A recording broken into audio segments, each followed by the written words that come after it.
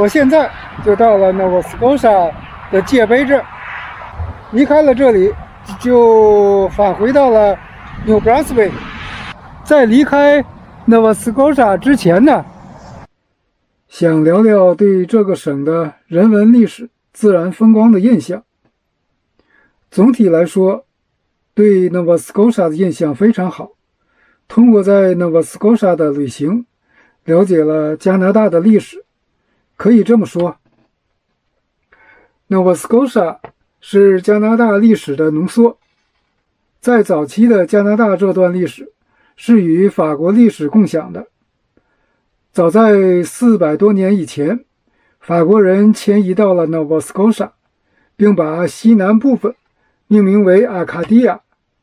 这是因为靠近芬迪湾的土地非常的富饶，非常适合种植，同时他们也把自己称为阿卡迪亚人，因此 Nova Scotia 也被称为阿卡迪亚的诞生地。在这期间，部分人与原住民米卡玛通婚，产生了一个加拿大新的原住民民族梅地人。不过今天的梅地人通常指欧洲与原住民通婚的后代。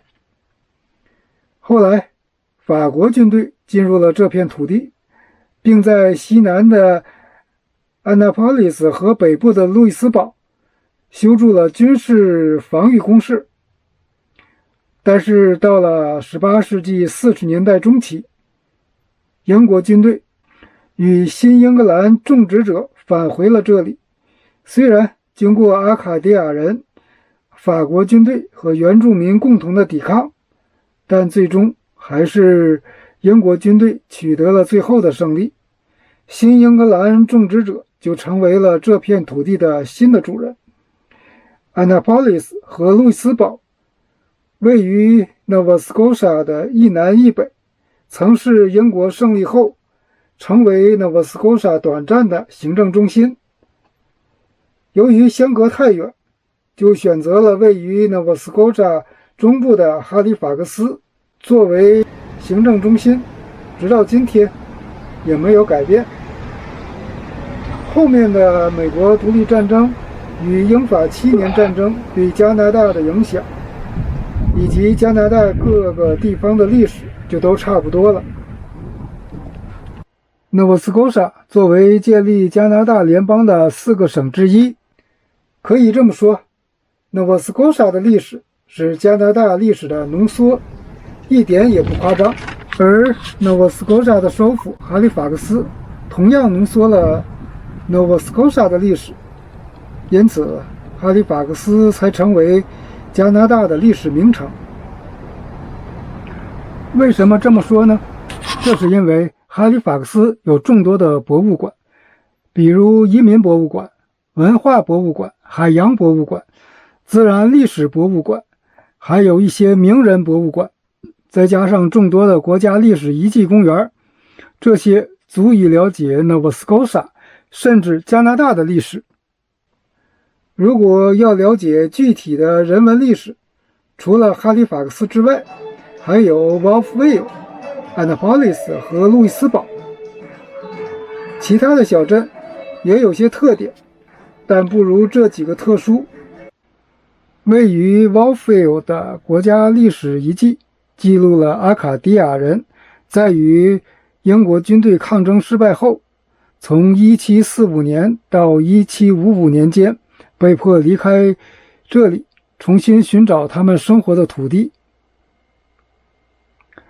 小镇皇家 Annapolis 和路易斯堡则记录了英国与法国的战争中，经过反复争夺，最终英国军队取得了胜利，并建立了行政机构，而成为短暂的行政首府。聊完了历史人文，现在说一说自然风光。自然风光我推荐佩吉湾、Lunenburg 以及布雷顿角国家公园以及芬迪湾。这几个地方各具特色。佩吉湾上的灯塔伴着海浪拍打着礁石溅起的浪花，在日出和日落的照映下，灯塔更显得一些娇柔。路易斯波尔的小镇中心是世界物质文化遗产，同时也可以了解英国实施新的政策之后，讲德语的人和部分阿卡迪亚人可以在这片土地生活。而在布雷顿角国家公园的 Skyline， 可以从高处鸟瞰盘山公路，像一条玉带在山中穿梭，更能看到大洋岸边不一样的景色。